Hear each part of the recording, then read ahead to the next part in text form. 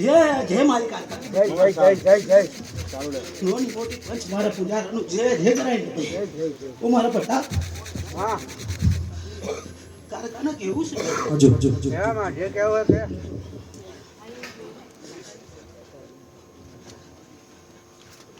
મારી બે ગોળોને બેહાડીને કાકા ખુશ થઈ ગયા હા તો બે ઘરમાં જે કરીને આવું બે છોકરાના દીવા થતા નહીં જો આ 2 મહિના અંદર જો કઈથી બાબુ લઈને આવું કારખાના સંભાળજો